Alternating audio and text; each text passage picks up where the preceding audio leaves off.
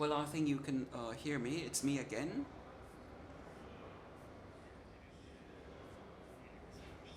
Now we have another inspiring panel.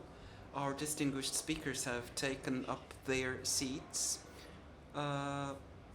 Zeynep, Özleyiş, Çetin. And Bolormaa, Jamsranjav. Kendisi söyleyecek peki.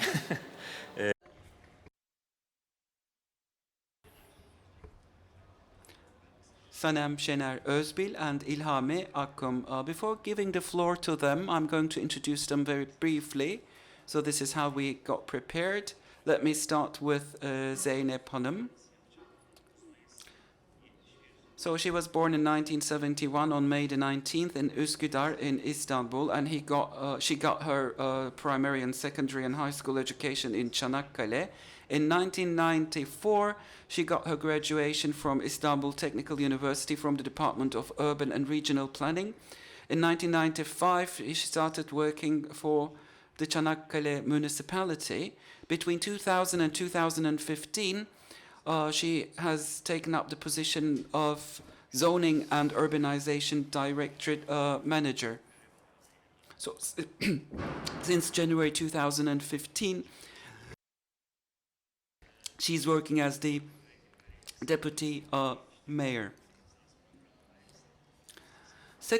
Our second speaker is İlhami Akkum. He started his career in 1984. He worked for the construction industry and he has taken up some international position. He is currently working at Atlas and Hedef Portfolio Management companies. He got his degree from Boğaziçi University and he completed his PhD at Istanbul Okan University, and at İTÜ, Faculty of Sciences, he's also delivering courses in the area of real estate and investment. Sanem, Şenler, Özbil, our next speaker, works for Betek dye and chemical company. She's a graduate of Istanbul Technical University, Department of Chemistry. She completed her PhD at the University of Miami in the USA, and then she started working in Turkey for Betek company. She has different positions within the company. Now she's still working for the insulation group as a product manager. Ms. Bolormaa, is the CEO of Urban Construction Development LLC. She is our guest, and she's the one who comes from the farthest regions. She's working for the Urban Construction Development, and she is aiming to roll out a transformation project focusing on creating communities and developing affordable residentials with energy-efficient solutions in the Gare region. And she got her MA from the New South Wales University in Australia in the area of urban planning. So the first speaker will be Zeynep Hanım. The floor is yours. Well, thank you for the introduction. Welcome, everyone. After Alp's presentation, my presentation will somehow be different. So you can evaluate whether we have done what is the right thing to do or not. If you permit, I would like to share with you a short video before the presentation. Can we have the sound as well, please? Yes.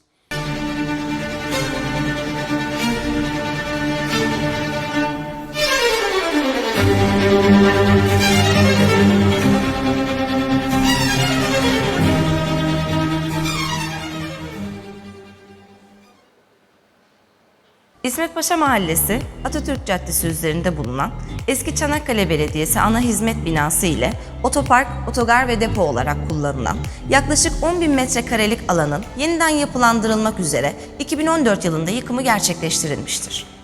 Yerine yapılacak olan binanın ise hem kentimiz hem de ülke çapında örnek teşkil edecek, çevreye duyarlı ve fonksiyonlu bir yapı olacak şekilde proje yarışması ile elde edilmesi sağlanmıştır. Çanakkale Belediyesi tarafından 6 Ağustos 2012 tarihinde ilan edilen Yeşil Yerel Yönetim ve Kültür Merkezi binası ile yakın çevresinin düzenlenmesi Ulusal Mimari Proje Yarışması kapsamında yarışmaya 38 proje katılmıştır. Projeler alanında uzman jüri üyelerinin değerlendirmelerinin ardından hazırlanan sergi ile kentlilerimize sunulmuştur. Birinci seçilen proje, Türkiye'de yarışma yolu ile seçilen ilk yeşil yerel yönetim binası olma özelliği taşımaktadır. 5.000 metrekare açık kent meydanı ve 27.000 metrekare kapalı alana sahip olarak projelendirilen Yeşil Yerel Yönetim ve Kültür Merkezi binası, arazi potansiyelini en yüksek düzeyde kullanacak şekilde tasarlanmıştır. Bu kapsamda yenilenmeyen enerji tüketiminin en aza indirilmesi, çevre sağlığı açısından tercih edilen ürünlerin kullanılması, su kullanımında tasarruf ve su kaynaklarının korunması, hava kalitesinin arttırılması, binanın iç ortamında çevreye duyarlı, farklı fonksiyonları aynı ortamda birleştiren kalitesi yüksek bir hizmet alanı oluşturulmuştur. Enerji kaynaklarını güneş, rüzgar, toprak gibi doğal kaynaklardan sağlayan, enerji israfını engelleyerek tüm belediye birimlerini aynı çatı altında toplayan Yeşil Yerel Yönetim ve Kültür Merkezi binası kentimize yeni bir kentsel kullanım alanı kazandırmıştır.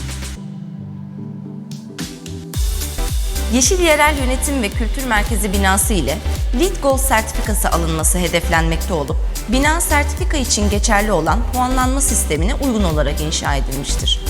Yapının yeşil olmasını sağlayan birçok kriter bulunmaktadır. Bu kapsamda yapı çatısında 2250 metrekarelik teras alanında 940 adet güneş paneli konumlandırılmış ve elde edilen 305 kW enerji sayesinde yapının enerji ihtiyacının yaklaşık olarak %60'ının karşılanması hedeflenmiştir. Cam cephelerde kaplamasız ısı yalıtımlı cama göre ısı kaybını %40 oranında azaltan Low-E cam tercih edilmiştir. Low-E güneş ışınlarının pasif olarak kontrolünü sağlamaya yardımcı olan cam kaplamasıdır. Bu camlar renksiz görüntüsüyle ışık girişini azaltmadan güneş kontrolü ve pencere önlerinde oluşan sıcak-soğuk farklarını engeller. İçinden geçen mor ötesi ve kızıl ötesi ışınların kalitesini düşürmeden azaltılması üzerine geliştirilmiştir. Soğutma yüklerini düşürerek enerji tasarrufu sağlamak ve gölgeleme yaparak konforlu çalışma ortamları oluşturmak amacıyla cam giydirme cephe önünde perfore delikli metal güneş kırıcılar kullanılmıştır. Yapı içerisinde tüm ofislerin ve koridorların gün ışığından faydalanması adına skylight cam çatı kullanılmıştır. Ofis iç geçişlerinde kullanılan cam modüler bölmelerle iç mekanda gün ışığı yan cephelerden ofis içlerine aktarılmaktadır. Yapı içerisinde brüt beton, cam ve çelik, alüminyum yapı malzemeleri ağırlıklı olarak kullanılmıştır. Binadaki tüm aydınlatma sistemi tek bir merkezden hızlı ve kolayca yönetilmektedir. Aydınlatma kontrol sistemi uygulamaları ile insan faktörünün en aza indirilmesi ve tesisin gün ışığından daha fazla yararlanması hedeflenmiştir. Gün ışığına duyarlı armatürler, ışık yoğunluğuna göre otomasyonla ortam ışık düzeyini otomatik olarak ayarlamaktadırlar. Çatıdan ve teraslardan sifonik sistem ile toplanan yağmur suları 75 tonluk yağmur suyu deposunda peyzaj sulamasında kullanılmak üzere depolanmaktadır. Gri su dediğimiz lavabolardaki atık suların arıtılarak klozetlerde kullanılmasına olanak sağlayan sistemle birlikte lavabolarda da su tasarrufu sağlayan fotoselli bataryalar kullanılmıştır. Binanın ısı ihtiyacını karşılayan kojenerasyon cihazı ile elektrik üretilerek artan baca ısısı hem ısıtma hem de soğutmada kullanılmaktadır. Binamızda bu sistem ile 143 kW elektrik ile birlikte 207 kW ısıtma ve soğutma enerjisi üretilmektedir. %50 bağıl nem ile şartlandırılmış hava, Chill Beam cihazı üzerinden soğutucu nozullardan geçerek mekanı soğutmaktadır. Kullanılan sistem ile klima bakım maliyeti ve drenaj maliyeti bulunmamaktadır. Cam önlerinde geniş cam yüzeylerde termal konfor sağlamak amacıyla yer tasarrufu ve ortamı çok kısa sürede istenen sıcaklığa getirmesi sebebiyle yer konvektörleri tercih edilmiştir. Toplam 27.083 metrekare kapalı alana sahip yapıda zemin altı birimleri, müdürlüklere ait arşiv alanları, 172 araçlık 6.602 metrekarelik kapalı otopark alanı, 800 kişilik 855 metrekarelik çok amaçlı salon, 370 kişilik 400 metrekarelik nikah salonu, 690 metrekarelik fuaye alanları, 800 metrekarelik çökeltilmiş avlu, hizmet alanları ve tebrik fuaye alanlarından oluşmaktadır. Zemin üstü birimleri 84 kişi kapasiteli 275 metrekarelik meclis salonu, kent meydanı üzerinden girişli 404 metrekarelik sanat galerisi ve müdürlük modüllerinden oluşmaktadır. Ofisler mümkün olduğunca açık büro anlayışıyla, net hacimlerin modüler olarak bölünmesiyle de esnek ve dönüştürülebilir nitelikte tasarlanmıştır. Alt zemin kattan itibaren tüm yapı koridorları üzeri cam çatıyla kapatılmış galeri boşluğu sayesinde gün ışığından direkt olarak fayda sağlamaktadır. Çelik makaslar arasına yerleştirilen masif ahşap panellerle ses yansımalarının minimuma indirilmesi, akustik konforun arttırılması ve güneş ışınlarından kontrollü şekilde faydalanılması hedeflenmiştir. Hem çalışanlarımızın hem de hizmet alan kentlilerimizin konforunun ön planda tutulduğu bu çok özellikli bina, aynı zamanda kentin sosyo-kültürel yaşamına ve kent silüetine de büyük katkı sağlamaktadır.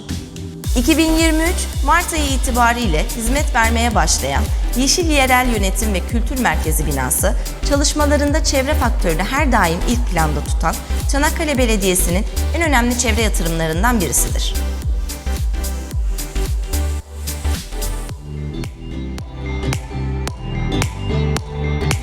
Galiba yeşil bina sözcüğü son derece önemli.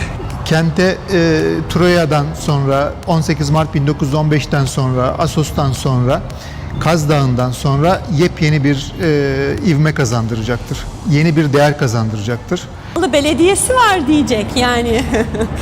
İlk zannediyorum. Olacaktır. Çanakkale Belediyesi dolayısıyla öncüdür. Son derece önemli.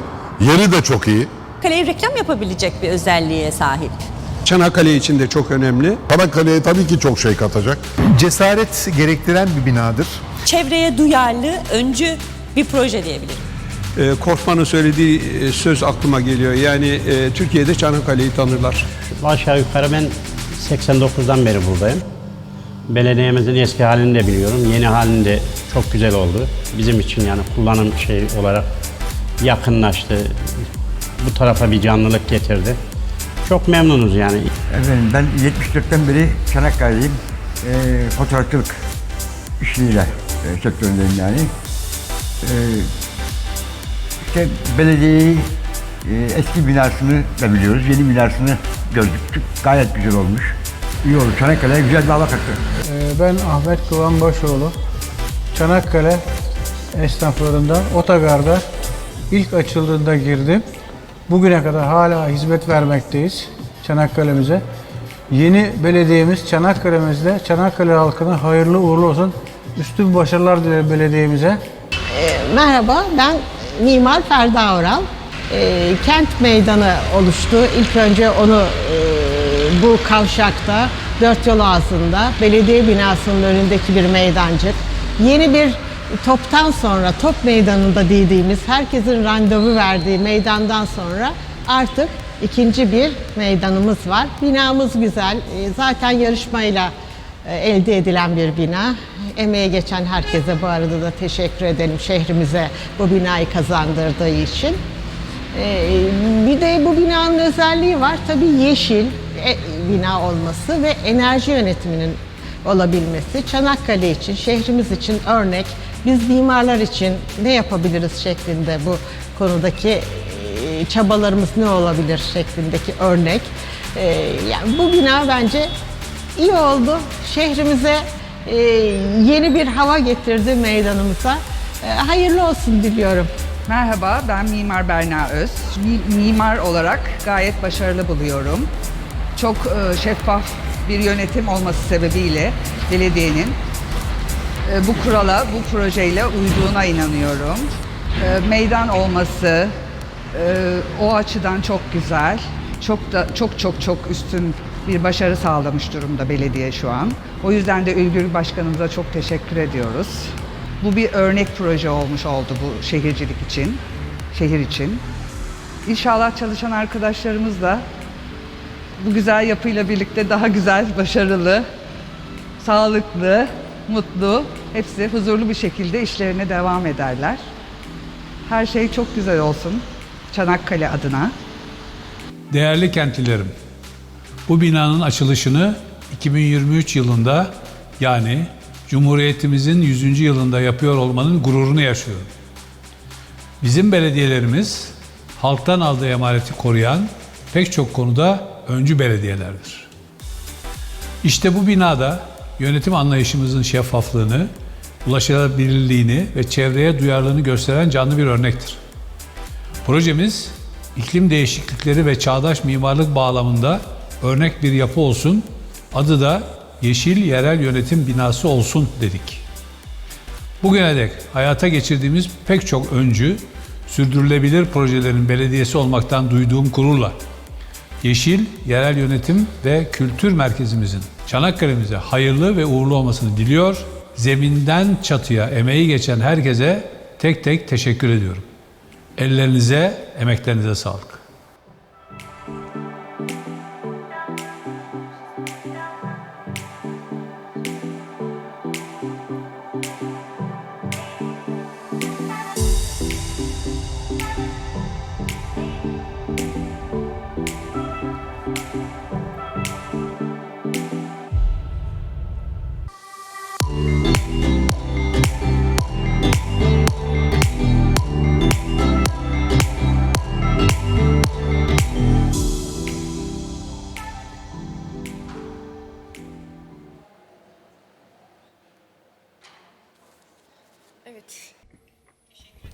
Well, thank you for watching the video. Of course, the video speaks for itself, so you have an idea about the building. But what I would like to share with you is why we have done something like this. These are some compulsory services, but we have another idea, and we think that we need to have some sample projects and exemplary ones to set a role model for others. So the building previously was a garage building, and in 2012 we had a competition, an architectural design contest, and we did not come up with any limitations, but our priority was that the building should be self-sufficient and sustainable, and it has to be a project which could turn the building into a point of attraction, if you like. So many applications were done, and some projects suggested like building smaller buildings, a group of smaller buildings surrounded by trees and green areas. So we really questioned ourselves like what we should do. But since this was a public building, there were a number of things we could not do without. It was at the crossroads, and it was a place where people could meet with one another. So it had to have different functions, very much like a municipal building. Some services could be within the building and some others outside. So the building had to be built in a transparent manner, so the transparent building. So together with our board of juries, we have just browsed through the applications. In 2012, we had been criticized severely because we wanted it to be a green project. And it was like they came up with an idea which was like the building was supposed to be situated within a large green park area. But then we have explained ourselves that sustainability was not all about green areas and trees. And then we have started working on the details. we knew that we had to use some materials, natural materials, and many of them were not produced in Turkey. So as you can see, we are talking about a closed area of 10,000 square meters and an open area of 20,000 square meters. So the building can use sunlight and rain and turn them into energy, which makes it self-sufficient. And the design of the building is able to answer all sorts of different needs by the users. Despite the fact that we had some problems during the process and we were late in our timeline due to economic reasons, we were able to complete the project. The building is windproof. That means it can preserve the warm air in its interior. As you have seen in the video, the roof is covered with solar panels. We have used half of our time. So with this exemplary project led by the municipality, it was great to see that a public building could be self-sufficient and sustainable and green, and we wanted to be a role model. So thank you for listening. So the video has already spoken for itself anyhow. Thank you. So we wish every municipality could have such a building. Now we have to make use of our time efficiently. Let me hand over to İlhami Bey. He will be talking to us about the concept of resilience, and I'm very curious about what he has to say. Well, thank you very much. I'm going to do my best to make use of my time efficiently. I would like to thank the organizing committee for inviting me. Resilience is an important concept, and this was what I wanted to talk about, because we are talking about important concepts here, and we need to see the breakdown of things. So what do we really mean by resilience? How can we discuss around this concept? So the organizing committee has very kindly accepted my proposal for this presentation. So resilience and beyond is the subtitle. So please move on with the slides. We can run the presentation. Do you have a clicker? Yeah. Oh, thank you.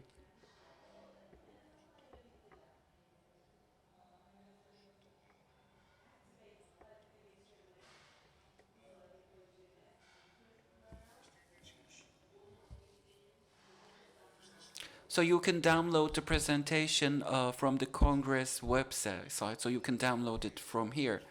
So in Turkish, resilience means somehow like durability and being able to resist forces coming from outside. But resilience as a concept also includes other concepts, and it's related to other meanings like sustainability and others, and we have to consider it, because don't misunderstand me. There is no consensus in the Turkish version of the word resilience. Perhaps we can ask this to our audience, like to see what they understand when they hear the word resilience. Because, of course, this is a semantic and linguistic discussion, and I have no intention to roll out such a discussion around the semantics, but resilience in the Turkish language has no agreed upon translation. So whatever the Turkish version is, resilience is closely related to risk management. This is a scientific fact.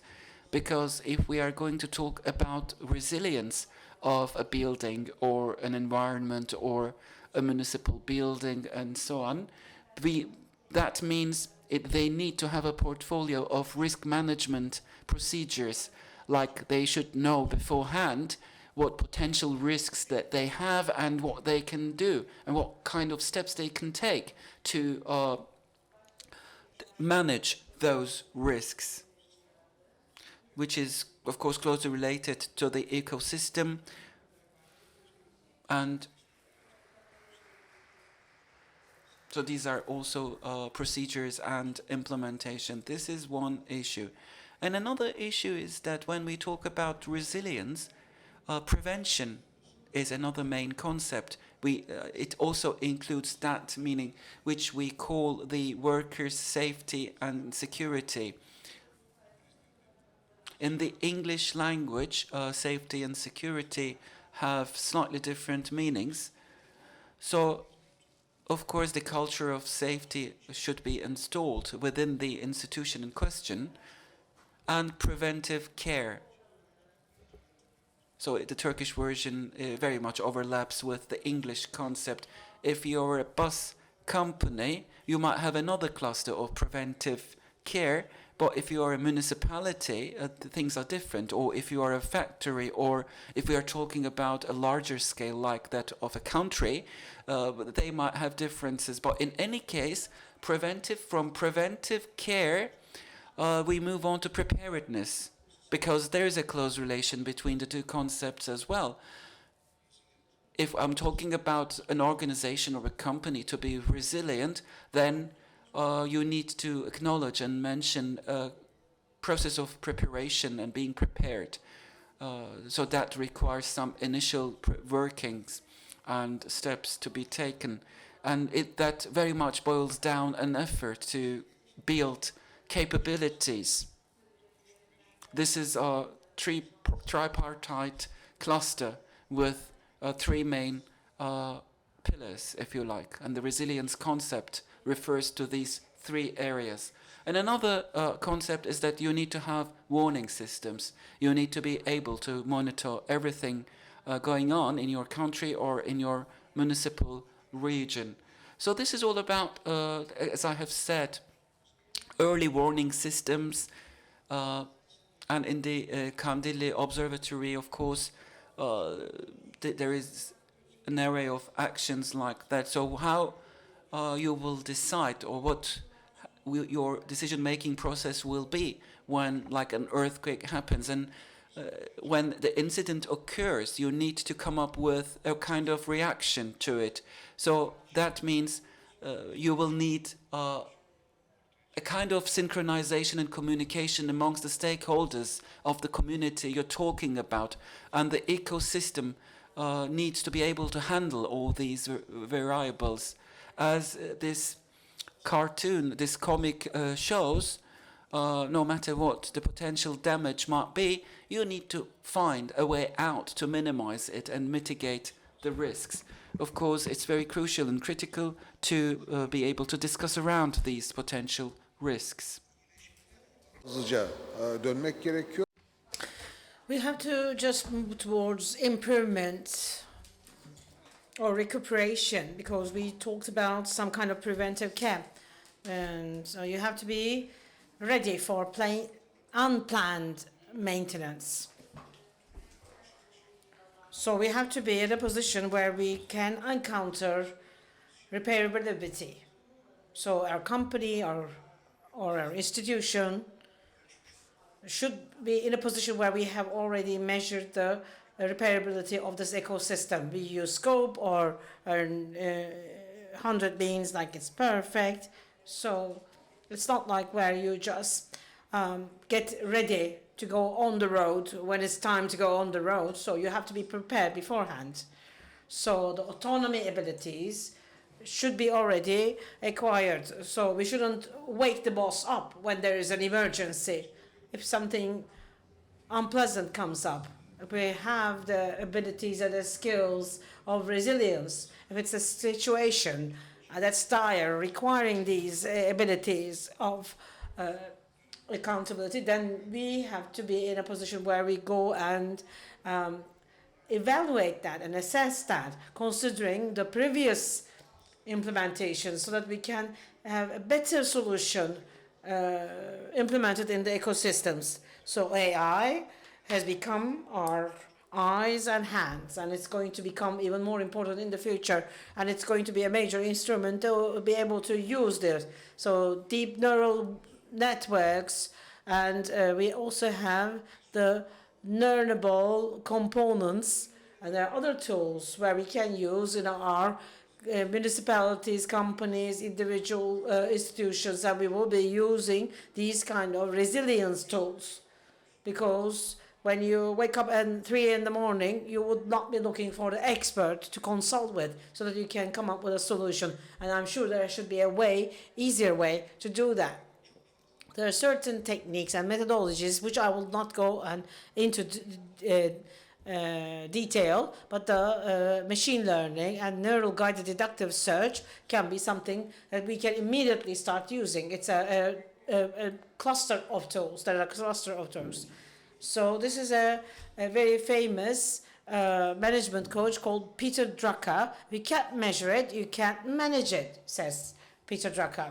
And that's why robustness is totally related with resilience as well. So you have to be standing on your 2 feet and as sound as possible. Whether it's a company or a municipality or a local authority, when you're tackling the issue of resilience, you have to also measure and assess the robustness of it as well. There's a very important aspect here. Yes, we have machines and we can teach them, but human beings are totally immersed in it. It's the human beings are the backbone of this. So the most important carrier of the whole process is human being. When you have human intervention, reinforcement learning should be a part of it, along with AI, which also may be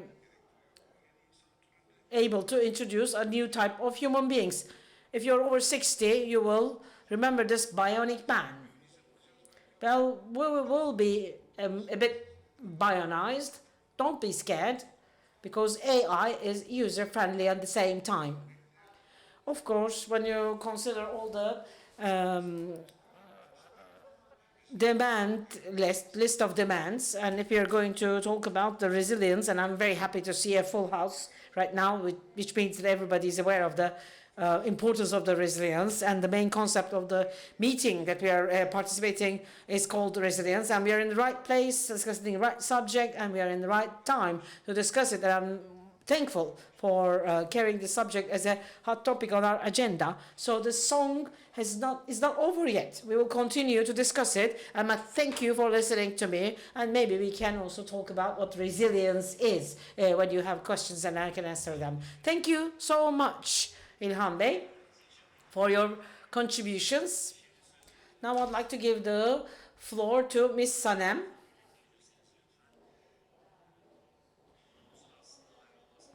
Of course, a very indispensable part of our subject is the building materials. We have talked about design.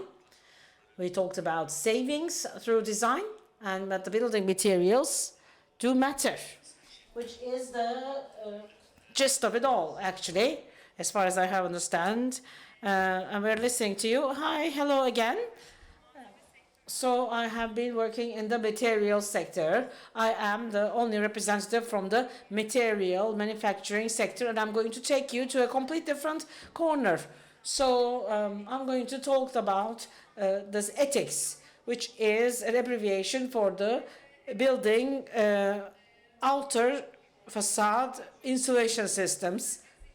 The main concept of the Marmara Urban Forum, MARUF, is resilience and beyond, which has given us important information. I would like to talk a little bit about the resilient buildings, if you allow me. This image is from the World Green Building Council's publication, and it is about the buildings that are sustainable, and that's how they have built up this kind of image. Is about economy and how the building resilience has an impact on climate change and for people and economies. If you have noticed, some of the images are framed in red color. All of the goals are related to heat insulation, actually.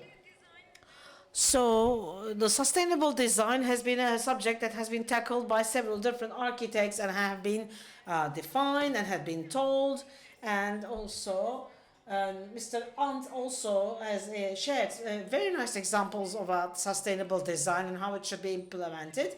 They all have common principles.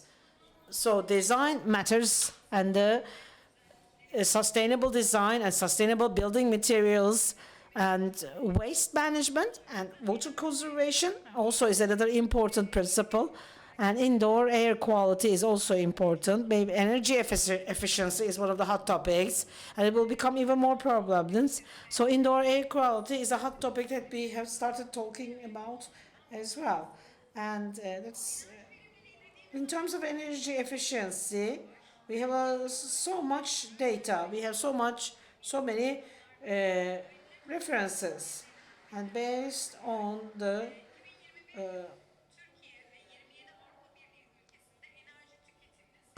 previous references, you can see the energy consumption distribution both on sector basis in local level in Turkey as well as in the EU.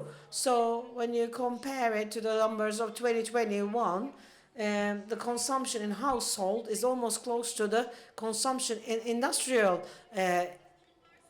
sector. So EU, the household consumption of energy is almost close to the industrial consumption. So households are responsible for a high amount of energy consumption. So we have also the buildings, and the household buildings are responsible for the 36% of the greenhouse emissions and our carbon dioxide. So the information that you see in the image is something that we keep updating every year as a company, and it's also a proud moment for us.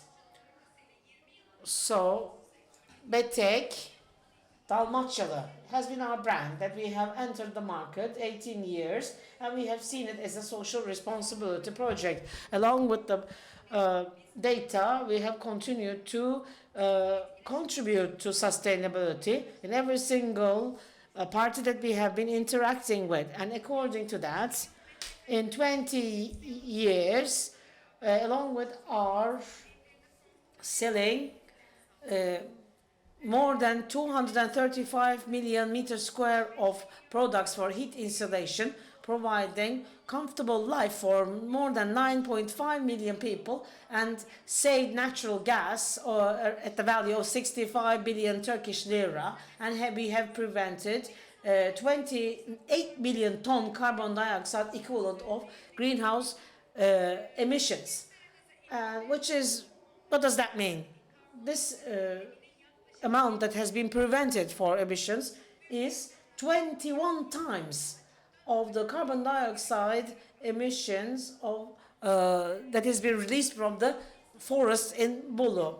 And I'm sure a lot of people in this room would know about the thermal insulation, and we have also students in the room, and in order to prevent any kind of the facts that are known as facts but are incorrect actually. So any kind of external thermal insulation composite system, which is abbreviated as ETICS, is a system that has been used where you have a set of materials applied on top of each other. And we keep saying that for thermal insulation, you have to apply a system rather than a single product, because these individuals are also, these individual materials are used as thermal insulation materials. But when you apply it on the outer external facade, and if we expect it to perform for longer years, and of course, we are also talking about what kind of energy has been consumed during the manufacturing of these kind of materials. And to make it durable will be the biggest step that you can take to make sure that they are sustainable. So if you want these kind of materials, these thermal insulation materials to be as durable and as usable, as long as the building is usable and durable, then we will have to make sure that the system lasts. Considering the resources in terms of energy management, in terms of the energy efficiency,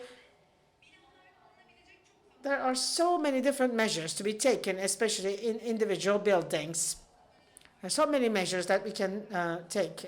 Considering the references and the resources in EU, in order to prevent the whole building energy assessment. We can also build the thermal bridges and thermal performance. And we also have a problem in Europe about the roof insulation. And we can take several different measures. So including these measures to be taken, thermal insulation is not mentioned because it's also a subject that has to be taken as a measure anymore. Actually, we use 5 centimeter thickness if we can apply it. And I'm going to give you a very interesting number. 70% of our buildings are not up to the thermal insulation. You can see it in this image that considering the energy thermal insulation within the building, we start with the material, and we also realize that and when you considering the interior of a particular building, and we started talking about the zero energy buildings, and we have started seeing good examples of that. Another hot topic that we started talking about is the indoor air quality in buildings. And almost 2 years ago, we have started a project where we have studied the impact of the indoor air qualities, impact of indoor air quality on human beings' lives. And we have worked with our professor, Dr. Miktat Kadıoğlu, who has supported us in every single part of the project. And another part of the project is the study of this indoor air quality on human health. We have worked from Professor Dr. Bülent Karadağ, who is the head of the Department of Medical Faculty for Pediatric Health and Pediatric Respiratory System. And we have established 2 houses. This is the garden of our factory or mills in Gebze. We have 2 different, completely individual but completely identical structures. The only difference between these 2 buildings, one is insulated, one is not insulated. To understand the impact of air installations, both in terms of the energy efficiency and to measure it at the same time. As a result, we had striking results in terms of the thermal comfort. The indoor air temperature had been quite different in 2 of these buildings, both in terms of summer and in terms of winter. We have also acquired data depending on the seasons, on several different days where there were different meteorological incidents. There has been a major temperature difference between day and night. And we could also see what kind of a change has occurred between the house that has been insulated and the other house that has not been insulated.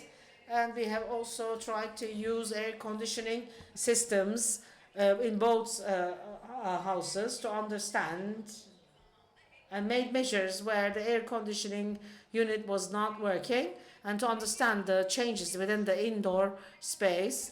And we also made calculations and measurements both in the temperature of the walls, both indoors and outdoors. And there had been, we have also measured the indoor air quality based on an individual who is supposed to be seated or who is not supposed to be seated. And also we had another sensor to measure the difference in the indoor air quality between the top of the head and also in the chest. Last but not least, we also have observed a microbiological growth in the house that was not been insulated. Molding occurred immediately. And our professor Bülent has studied what this kind of molding was, and this was a penicillium, so any kind of building that is not insulated properly, this occurs, which we call humidity. And last but not least, our Professor Bülent has conducted a survey to represent the whole of Turkey. We have held a survey in 800 households. As a result of that survey, especially in houses where you have mold, which did not also have thermal insulations, and we have seen that the frequency of asthma attacks and COPD and bronchitis has been 50%, where it is also 22% where there is no mold, which is a thermally insulated house. And we also see that the temperature increase has changed. There's a time-lapse video, very briefly, showing how we have built our houses.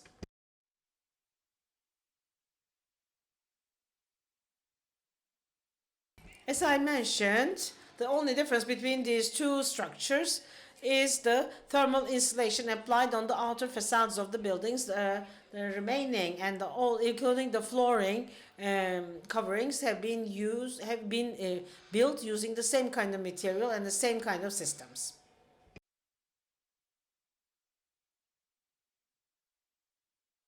And you can also see the thermal insulation applied on the building. And thermal insulation included a system that was installed to measure all the measurements supported by the Meteorological Institute. So you can also find all the remaining material and also find our study in the solution labyrinth. Thank you very much. I would like to thank you, Ms. Sanem. So I'd like to give the floor to our next speaker, who is going to be Bolormaa Jamsranjav.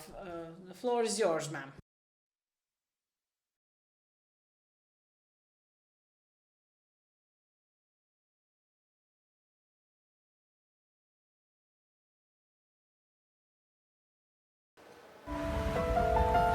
Ulaanbaatar, capital city of Mongolia, is confronted with ESG challenges. The city's expansion hasn't matched its rapid growth, resulting in insufficient infrastructure with the Ger district, according to the where research traditional UNICEF, Mongolian house and non-standard houses predominantly exist. This deficiency in infrastructure has subsequently given rise to elevated pollution levels, casting a detrimental impact on public health. In summertime, while the air quality in Darkhan city is relatively better than that in UB, Darkhan is emerging city as one of the largest cities in Mongolia, experiencing population growth in recent years. Without proactive planning for a comfortable and healthy environment that caters to the needs of its residents, there is a potential risk of repairing challenges faced by UB. So in Darkhan, Smart Cities Forum held in this June aligns with the governments of Mongolia's long-term policies and framework. This initiative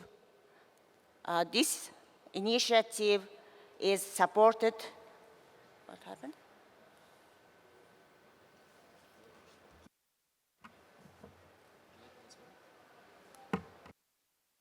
It's red.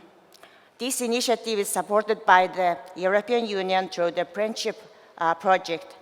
Darkhan City, driven by a strong ambition to establish a model and concept for a smart city, is taking the lead in Mongolia by initiating the creation of Smart Cities Union. Today, we are delighted to share with you a case studies featuring my company, UCD, CALE project, which was implemented in Ulaanbaatar. And also, we will explore Finland's experience in producing sustainable building environment by block solutions. Mr. Marcus is there.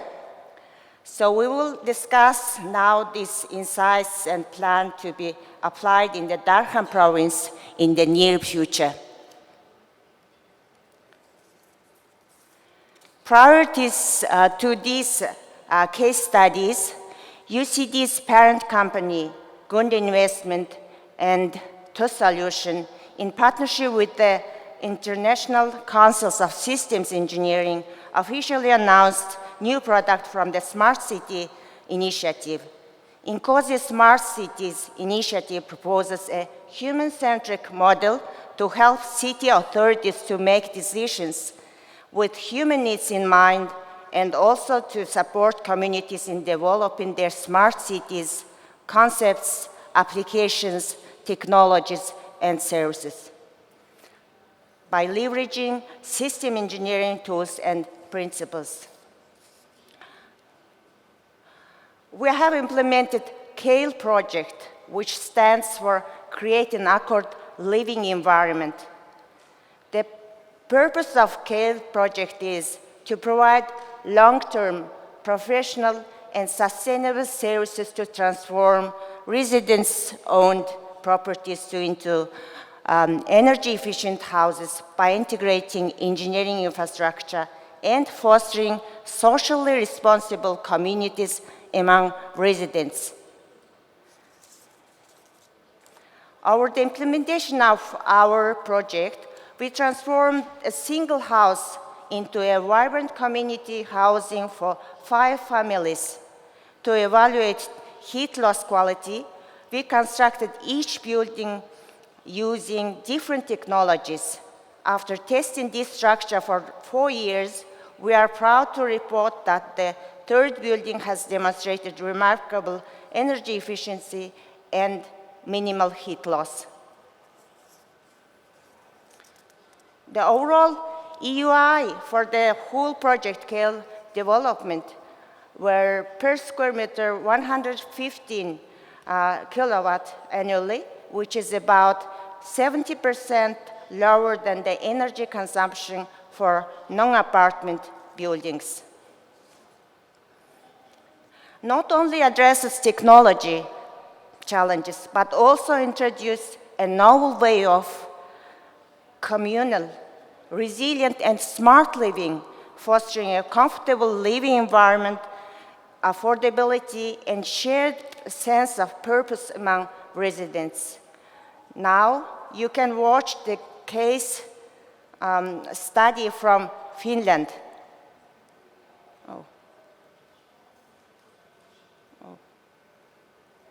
How can I? Sorry. And, yeah.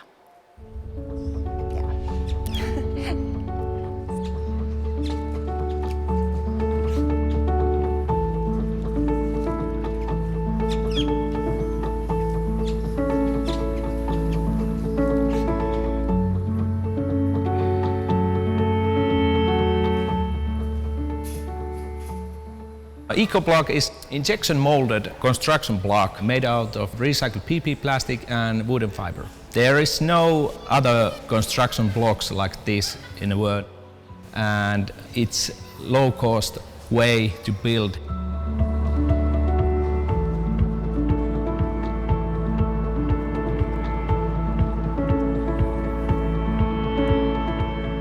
With this, you can build so much faster. We can build a 5-classroom school in 5 days, and it's going to last 100+ years. So knowing that these homes and schools can be passed on for generations, you think of the value for the country over the long run is significant.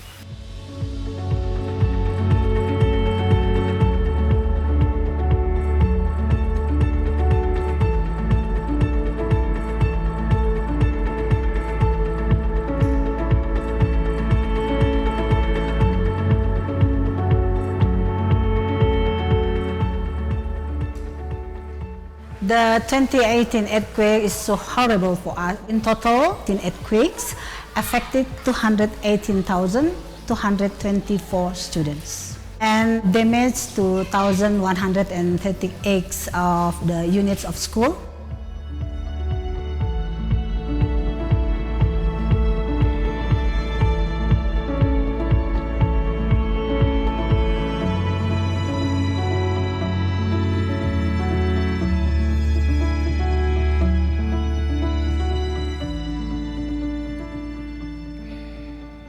By having the factory of EcoBlock in our province, we believe that it will create solutions to our waste problem, as well as contributing to the local economy.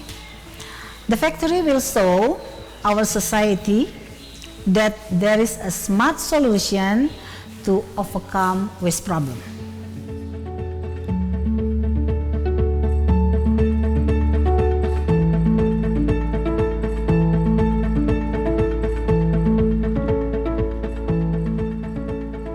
My grander vision hope is that the first factory gets built here, and this factory inspires other islands across Indonesia and across Asia and the globe, that this technology is shared with every country that has a need, that can take plastic waste and turn it into a valuable product that can create use for societies.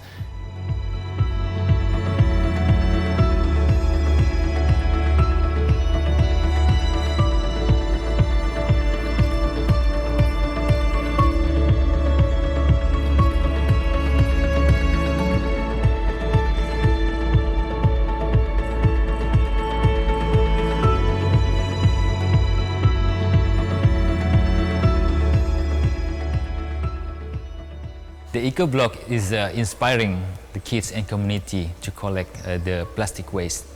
For now, the emotion of the kids, we have a new spirit, new hope for kids now.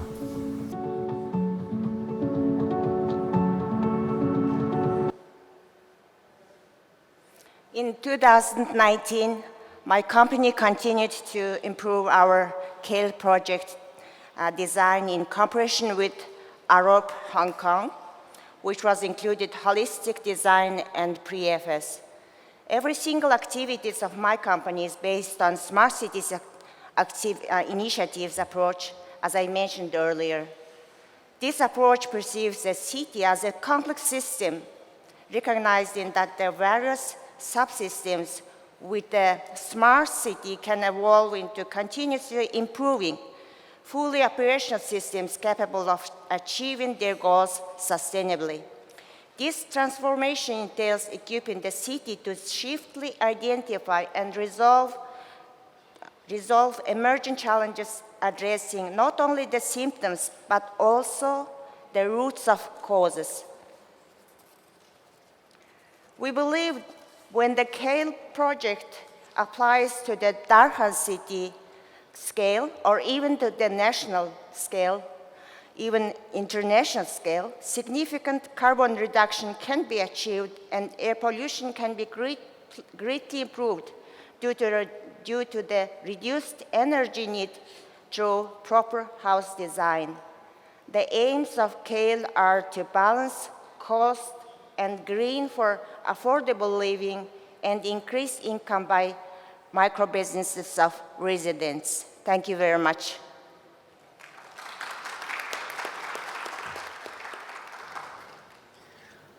Çok teşekkür ediyorum kendisine.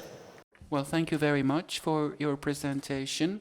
So these are some interesting examples from a geography that we do not know much about.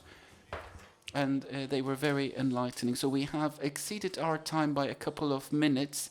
We have very little time left. Do we have any questions from the floor? Any raised hands? Let me look around. If not,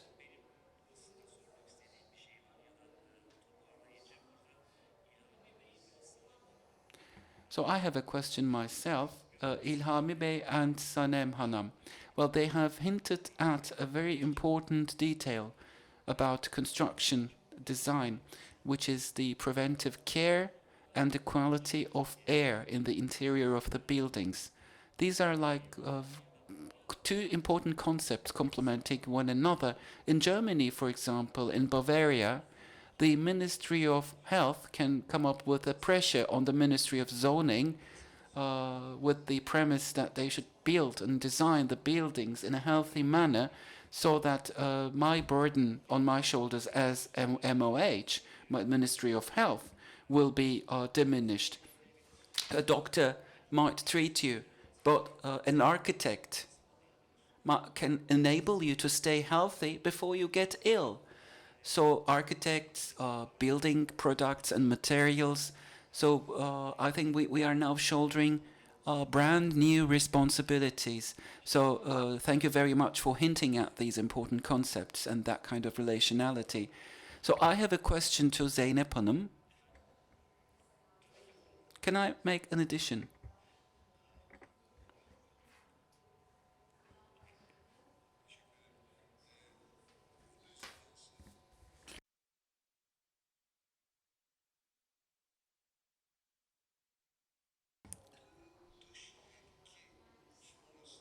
So,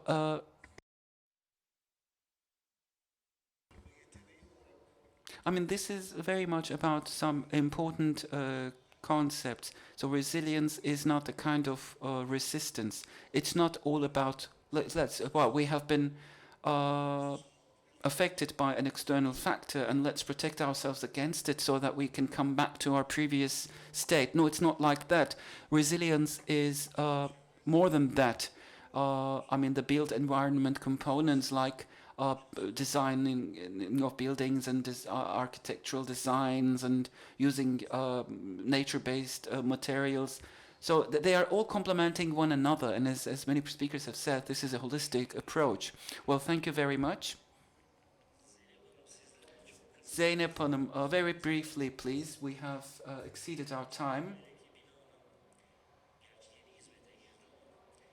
In the building in Canakkale, I mean, to what extent your plans and calculations match with the reality? Because you come up with a plan and then you put that into reality, but what are people's reactions? Perhaps you have not had enough feedback, but do we have any clues from the building itself? So there have been a number of feedbacks coming from the building. I mean, first of all, our staff is very content with the building. They are very happy with the building. And for those who come to the building from the outside as guests or to benefit from the services provided there, they just spend a certain amount of time, like they visit the exhibition halls and so on. And then this is coming back to our budget, for example, I mean, for the energy consumption. So that will be an important feedback. The official figures will be obtained in a year's time, but for the time being, we have a positive perception. Well, we will have some time outside, so if you have questions you would like to pose to our panelists and to our colleagues and speakers, and I would like to talk to Bolormaa on a one-to-one basis as well, but we don't have any time left. So thank you for the information you have shared with us. Thank you for listening to us.